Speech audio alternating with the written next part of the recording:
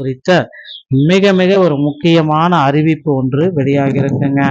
தமிழகம் முழுவதும் சிறு மற்றும் குறு விவசாயிகள் பெற்ற 50,000 முதல்ல பாத்தீங்கன்னா 50,000 அந்த கடனை பாத்தீங்கன்னா முதல்வர் விஜய் வெளியிட்டாரு. அதன் பிறகு பாத்தீங்கன்னா விவசாயிகள் தொடர் போராட்டத்தினால மீண்டும் கடனை 75,000 ரூபாயாக மாற்றி விட்டாருங்க. ஆனா தற்பொழுது இந்த கடனுடைய அறிவிப்பு இந்த ஜூலை 15ஆம் தேதிக்கு முன்னதாக மீண்டும் ஒரு வாய்ப்பு இருக்கு, மாற்றப்பட இருக்கு. என்ன அப்படின்றத பற்றி தான் இந்த ஒரு வீடியோ உங்களுக்கு விரிவான விளக்கத்தை தரும் அப்படின்றத எதிர்பார்க்கலாங்க.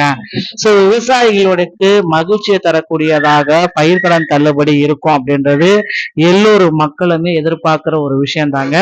ஆனா இந்த பயிர்க்கடன் தள்ளுபடி அப்படின்றது பாத்தீங்கன்னா இன்னமும் பாத்தீங்கன்னா விவசாயிகளுக்கு சரிவர சென்றடைகிறது. கடந்த ஆட்சியிலிருந்தே இப்போ வரைக்கும் பாத்தீங்கன்னா இந்த விவசாயிகளுடைய பயிர்க்கடன் தள்ளுபடி அப்படின்றது ப்ராப்பராகவே இல்லை.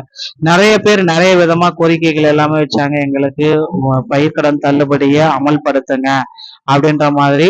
ஆனா இப்ப தேர்தல் வாக்குறுதியிலே பாத்தீங்கன்னா முதல்வர் விஜய் அவர்கள் பயிர்க்கடன் தள்ளுபடியை குறித்த அறிவிப்பு எதுவுமே வெளியிடலைங்க. சோ அடுத்த கட்டமா பாத்தீங்கன்னா முதல்வர் விஜய் அவர்கள் பயிர்க்கடன் தள்ளுபடியை குறித்த அறிவிப்பை வெளியிடுவாரா அப்படின்ற மாதிரி ஒரு கேள்விக்குறிகள் எல்லாமே மக்கள் மத்தியில் இருக்கு. சோ கிட்டத்தட்ட விவசாயிகளுடைய கடன் தள்ளுபடியுடைய முழுமையான தகவல் அப்படின்னு நம்ம பாக்குறப்ப 75,000 வரத்துக்கு இப்ப பாத்தீங்கன்னா 100% தள்ளுபடி. 75,000க்கு மேல போனீங்க அப்படின்னா 35,000 மட்டும்தாங்க தள்ளுபடி. கூட்டுறவு வங்கிகள்ல 75,000 வைத்திருக்க சிறு பயிர்க்கடன் பெற்றுள்ள சிறு மற்றும் குறு விவசாயிகளுக்கு இந்த கடன் தள்ளுபடி முழுமையா வழங்கப்படும். 75,000க்கு அதிகமான கடன் தொகை கொண்டவர்களுக்கு தள்ளுபடி தொகையாக 35,000 வரை மட்டுமே வழங்கப்படும். 14.43 லட்சம் விவசாயிகள் இதுல பயன்பெறுவர். இந்த அறிவிப்பின் மூலம் தமிழகம் முழுவதும் சுமார் 14,43,000 விவசாயிகள் இதுல பயன்பெறாங்க, கடன் சுமையிலிருந்து விடுபடவும் போறாங்க. அடுத்து பாத்தீங்கன்னா விவசாயிகள் என்ன செய்யணும் அப்படின்னு பாத்தீங்கன்னா நீங்க உடனடியா உங்களுடைய வங்கி கிளைகளை அணுகணும்.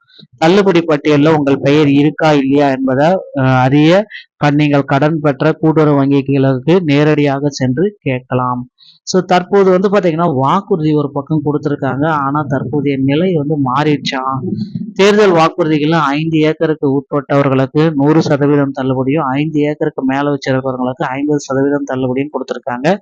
ஆனா 5 ஏக்கருக்கு உட்பட்டவங்க 1 லட்சம் 1.5 லட்சம் வரைக்கும் தள்ளுபடி வச்சிருக்காங்க. ஆனா மொத்தமா 75,000 மட்டும்தான் தள்ளுபடி அப்படின்றதுதான் இருக்கு. தற்போதைய அறிவிப்பால் 5 ஏக்கருக்கு பதிலாக 75,000 உச்சவரம்பு என நிர்ணயிக்கப்பட்டுள்ளதால் விவசாய சங்கங்கள் மீண்டும் போராட்டங்களில் ஈடுபட துவங்கிட்டாங்க. சோ அடுத்த கட்ட எதிர்பார்ப்பு அப்படின்னா மேல்முறையீடு செய்யும் வசதி.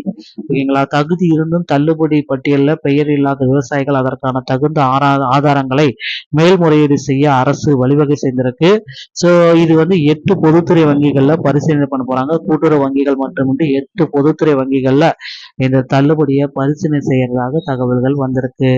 நண்பர்களே, இதுதாங்க தற்சமயம் வந்திருக்க லேட்டஸ்டான அப்டேட்டு, பயிர்க்கடன் தள்ளுபடியை குறித்த மிக மிக முக்கியமான அப்டேட்டு. இந்த ஒரு வீடியோ பதிவு உங்களுக்கு பிடிச்சிருச்சு அப்படின்னா நீங்க நம்முடைய சேனலை சப்ஸ்கிரைப் அண்ட் பெல்ல கிளிக் பண்ணி வச்சுக்கோங்க. மீண்டும் ஒரு நல்ல தகவலோட நான் உங்களை சந்திக்கிறேன். நன்றி, வணக்கம்.